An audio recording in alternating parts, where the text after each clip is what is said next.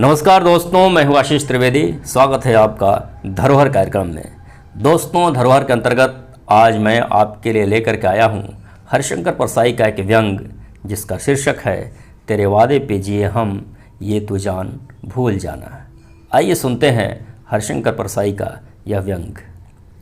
मिर्जा गालिब का एक शेर है, तेरे वादे पे जिए हम, ये तू जान भूल जाना, कि खुशी से मर न जाते अगर एतबार होता। मेरी जान तू यह समझती हो कि तेरे वादे की आशा पर हम जीते रहे तो यह गलत है।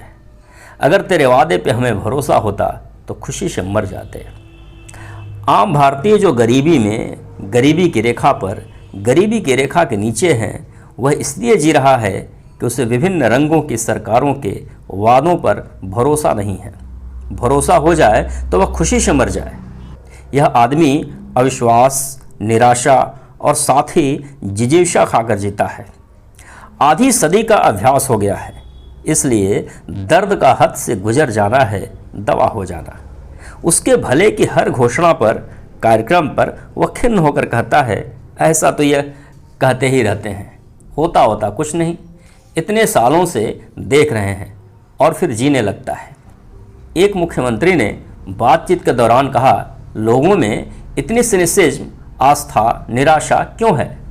मैंने कहा, कई सालों से वादे रहे हैं जो पूरे नहीं होते। आप उत्थान की योजना बनाते हैं, घोषणा करते हैं, पर वह कार्यान्वित नहीं होती। आप हरिजन को ज़मीन देते हैं, पर वह उसे जोत नहीं पाता। उसके खिलाफ बड़े भूमिपति, पटवारी, पुलिस, ऊंची जात के लोग उसे हल नहीं चलाने देते। जिस दल की सरकार हो, उसके निर्णयों को पार्टी कार्यकर्ताओं को क्रियान्वित करना चाहिए, पर किसी भी पार्टी के सरकार हो, कार्यकर्ता बाधा ही बनते हैं। आप 5 गांवों में भूमिहीनों, हरिजनों को जमीन दीजिए और मुस्तैद शासकीय मशीनरी तथा कार्यकर्ताओं के द्वारा उन्हें 2 फसलें कर लेने दीजिए। आप देखेंगे कि इलाके से सिनिसिज्म खत्म हो जाएगा। लोग कहेंगे, भाई अब तो होने लगा, सरकार कहती है तो कराती भी है। मगर भ्रष्ट शासकीय मशीनरी, निहित स्वार्थी लोग और पार्टी नेता ऐसा होने नहीं देते। अगर वादे पूरे होने लगे तो खतरा है कि लोग खुशी से मर जाएंगे। इसलिए मानवतावादी सरकारें, शासकीय कर्मी और नेता लोगों की जान बचाने के लिए यह क्रूर कर्म नहीं करते। मगर यह भारतीय भौचक मनुष्य वादे सुनता है, घोषणाएं सुनता है, नारे सुनता है और उल्टा होते देखता है, भोगता है। 2 सालों में 2 चुनाव यह भारतीय जन देख चुका है। बेहिसाब धन का खर्च, कई मीटर लंबे बैनर और पोस्टर। वो अपने घर का दरवाज़ा नहीं खोज पाता। अपराधी को जनमत बनाते देखता है। वीडियो कैसेट, 24 घंटे शोर, रोशनी, आंख फोड़ने वाली। यह क्या एक गरीब देश का चुनाव है? किस तरह की हिस्सेदारी? यही कि चुनकर किन्हीं सम्मानियों को संसद और विधानसभाओं में भेज दें और फिर वे सदन को और सचिवालय को ही पूरा देश मान लें।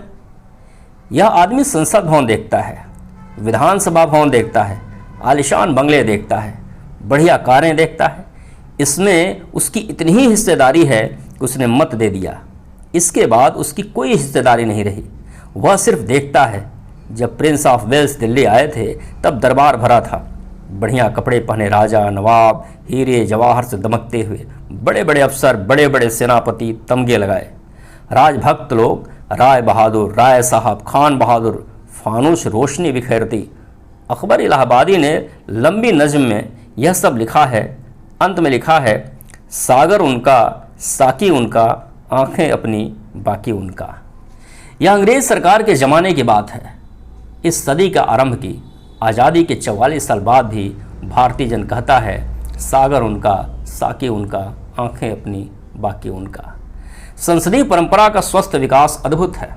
1952 और 1957 की संसद जिन्होंने देखी है, वे आज की संसद को देखकर सिर ठोकते हैं। पहले लोकसभा अध्यक्ष मावलंकर थे, उनके बाद सरदार हुकुम सिंह। मैंने देखा है, सदस्य बहुत शालीन व्यवहार करते थे। कोई सदस्य भगता तो सरदार हुकुम सिंह उसे ऐसे डांटते थे जैसे प्राथमिक शाला का अध्यापक छात्र को डांटता है। अब यह हाल है कि सदस्य इतने हुल्लड़ करते हैं कि राज्यसभा के सभापति डॉक्टर शंकरदयाल शर्मा रो पड़ते हैं। तर्क का स्थान कंठ और भुजा ने ले लिया है। सत्ता पक्ष और विपक्ष हमारी संसद में जड़ विवेकहीन और गैर जिम्मेदार हो गए हैं। सत्ता पक्ष और विपक्ष इस भावना से सदन में बर्ताव करते हैं कि एक दूसरे को खत्म कर देंगे। और देशों में संसदीय परंपरा यह है कि जनहित और देशहित के लिए विवाद होता है। सत्ता पक्ष की आलोचना विपक्ष मुद्दों पर करता है और सुझाव देता है। रचनात्मक विरोध और विवाद होता है, एक दूसरे को धूल चटाने का काम नहीं होता। भारतीय जन देखता है कि जिस पार्टी को बहुमत मिल गया वह कहती है जनता ने हमें शासन करने का मैंडेट जनादेश दिया है। जो सत्ता में नहीं होते वे कहते हैं हमें विरोध का जनादेश दिया गया है, हम इसका पालन करेंगे। इस विवेकहीन अंधी हठवादिता का हाल यह है कि शासक दल कहें कि 5 और 5 10 होते हैं तो विपक्ष को लोग कहेंगे नहीं, सरकार गलत जानकारी दे रही है, 5 और 5 9 होते हैं, हमें विरोध का जनादेश मिला है। अगर विपक्ष वाले सही सूचना दें कि अमुक इलाके में अकाल है तो सरकार कहेगी कि यह झूठ है, वहाँ तो खूब फसल आई है। जनता को राहत पहुँचाने की कोई सही योजना का विपक्ष विरोध करेगा, और अगर विपक्ष सचमुच जनहित का कोई सुझाव दे तो सत्ता पक्ष उसे फौरन जन विरोधी कहेगा। यह संसदीयता नहीं, संसदीयता का प्रहसन है, मगर यह सदस्यों के लिए कार्मिक और जनता के लिए ट्रेजिक है। जनता को राहत देने के बाद सबके घोषणा पत्र में होती है। जनता को राहत में सबसे पहले आती है महंगाई रोकना, मुनाफाखोरी, जमाखोरी, कालाबाजारी रोकना। आज हाल यह है कि किसी के पास आटा है तो भी वह रोटी नहीं बना सकता। ईंधन इतना महंगा हो गया है। घोषणा हर सरकार करती है हम व्यापारियों से सख्ती से निपटेंगे, कीमतें कम करेंगे। भारतीय जन सुनता है और देखता है। कंट्रोल लागू हुआ, फिर कंट्रोल उठा। बाबू रामानुजलाल श्रीवास्तव ने कई साल पहले लिखा था, तब भी थी गोल अब भी है गोल, वाह रे दुनिया वाह रे भूगोल। तब भी थी पोल अब भी है पोल, वाह रे कंट्रोल वाह रे डिकंट्रोल। मुद्रास्फीति साधारण जन नहीं समझता, पर नेता कहकर बरी हो जाते हैं। क्या करें, मुद्रास्फीति बढ़ गई है। आदमी न इंटरनेशनल मॉनेटरी फंड जानता है, न वर्ल्ड बैंक, न इंडिया क्लब, न इंडिया कंसोर्टियम, न बैलेंस ऑफ पेमेंट। ये सब जुमले उसके मुंह पर फेंकने से क्या होता है। मगर सवाल है, राजपथ जरूरी है कि जनता को राहत? राजपथ जरूरी है।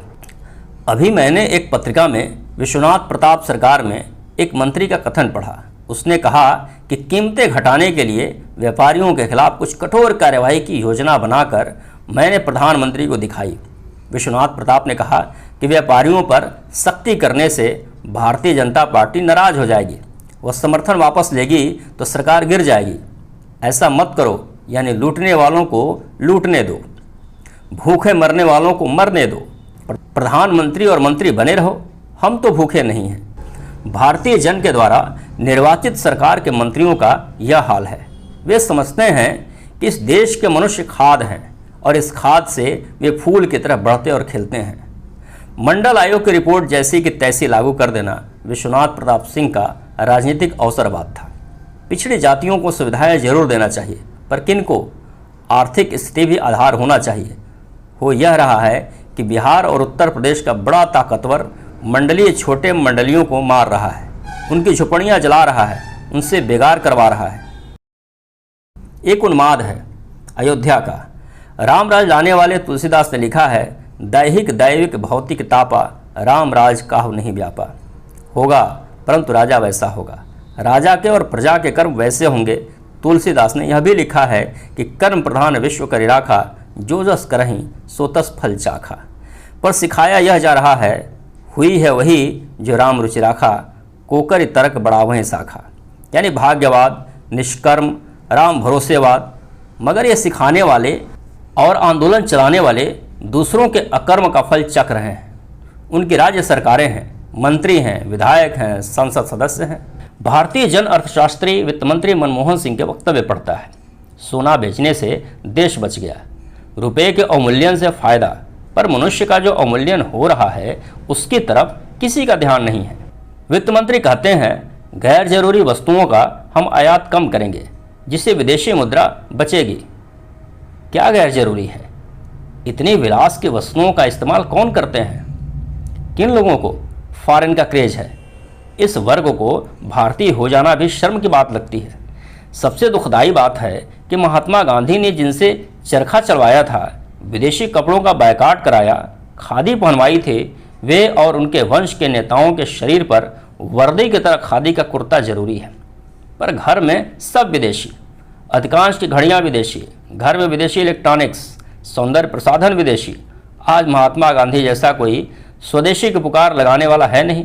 देश पर संकट है, यही लोग कहते हैं, पर संकट लाद देते हैं आम भारतीय जनों पर। एयर कंडीशन बंगलों में, दफ्तरों में चैन से रहने वाले, बाजीगरी करने वाले इन बड़े बड़े भारत भाग्य विधाताओं की अलग छोटी सी दुनिया है। तुलसीदास ने लिखा है, सबते भले विमूढ़ जिन्हि न व्यापे जगत गति। इन्हें जगत गति नहीं व्यापती, पर बाहर जगत है।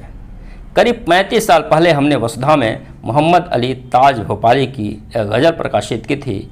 उसका एक शेर मुझे याद है, तुम्हारी बज़्म के बाहर भी एक दुनिया है, मेरे हुजूर बड़ा जुर्म है ये बेखबरी। अगर यह बेखबरी जुर्म है तो सज़ा